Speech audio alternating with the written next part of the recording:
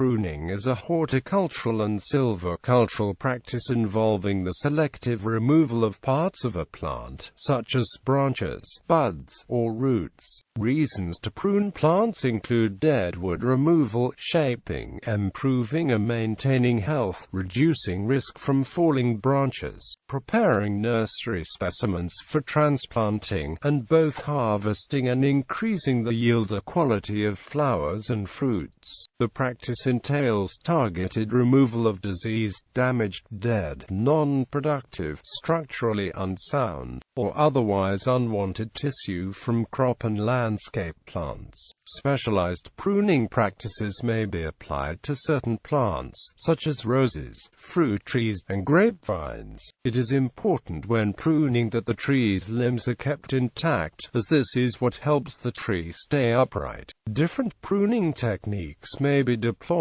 on herbaceous plants than those used on perennial woody plants. Hedges, by design, are usually maintained by hedge trimming, rather than by pruning. Arborists, orchardists, and gardeners use various garden tools and tree-cutting tools designed for the purpose, such as hand pruners, loppers, or chainsaws. Additionally, in forestry, bush saws are commonly used, and these are often attached to poles that reach up to 5 to 6 meters. This is a more efficient way of pruning than with ladders. These bush saws on poles have also been motorized as chainsaws, which is even more efficient. Older technology used bill hooks, Kaiser blades, and pruning knives. Although still used in some coppicing, they are not used so much in commercial forestry due to the difficulty of cutting flush with the stem. Flush cuts lead to good wood. Non-flush or bark-damaging cuts put the tree at risk of entericords from forest pathogens.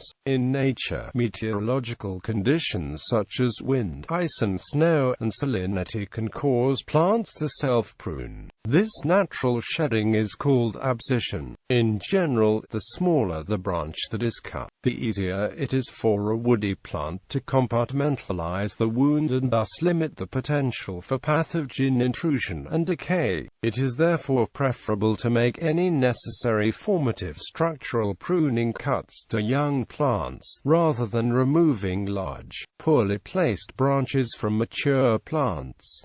Pruning landscape and amenity trees. Types of branch union. For arboricultural purposes, the unions of tree branches are placed in one of three types: collared, collarless, or codominant, regardless of the overall type of pruning being carried out. Each type of union is cut in a particular way so that the branch has less chance of regrowth from the cut area and best chance of sealing over and compartmentalizing decay. This is often referred to by arborists as target cutting. Deadwooding branches die off for a number of reasons, including light deficiency, pest and disease damage, and root structure damage. A dead branch will let them point decay back to the parent stem and fall off. This is normally a slow process but can be quickened by high winds or extreme temperature. The main reason deadwooding is performed is safety. Situations that usually demand removal of deadwood is trees that overhang public roads, houses, public areas and gardens. Trees located in wooded areas are usually assessed as lower risk, but assessments consider the amount of visitors. Usually, trees adjacent to footpaths and access roads are considered for deadwood removal.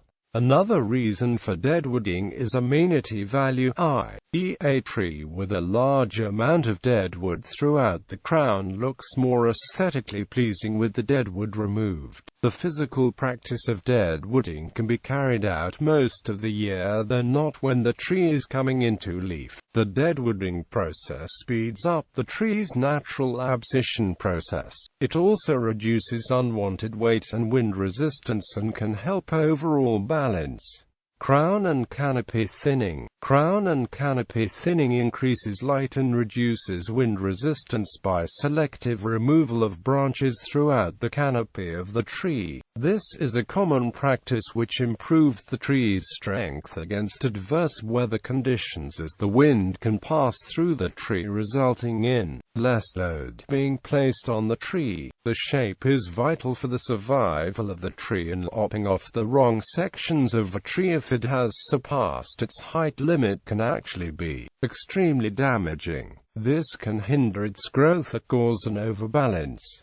Crown canopy lifting. Crown lifting involves the removal of the lower branches to a given height. The height is achieved by the removal of whole branches or removing the parts of branches which extend below the desired height. The branches are normally not lifted to more than 1/3 of the tree's total height. Crown lifting is done for access, these being pedestrian, vehicle or space for buildings and street furniture. Lifting the crown will allow traffic and pedestrians to pass underneath safely. This pruning technique is usually used in the urban environment, as it is for public safety and aesthetics rather than tree form and timber value. Crown lifting introduces light to the lower part of the trunk. This, in some species, can encourage epichromate growth from dormant buds. To reduce this, sometimes smaller branches are left on the lower part of the trunk. Excessive removal of the lower branches can displace the canopy weight. This will make the tree top heavy, therefore adding stress to the tree. When a branch is removed from the trunk, it creates a large wound. This wound is susceptible to disease and decay, and could lead to reduced trunk stability. Therefore, much time and consideration must be taken when choosing the height the crown is to be lifted to. This would be an inappropriate operation if the tree species form was of a shrubby nature. This would therefore remove most of the foliage and would also largely unbalance the tree. This procedure should not be carried out if the tree is in decline, poor health, or dead. Dying are dangerous, as the operation will remove some of the photosynthetic area the tree uses. This will increase the decline rate of the tree and could lead to death. If the tree is of great importance to an area or town, then an alternative solution to crown lifting would be to move the target or object so it is not in range. For example, diverting a footpath around a tree's drip line so the crown lift is not needed. Another solution would be to prop up a cable brace the low-hanging branch.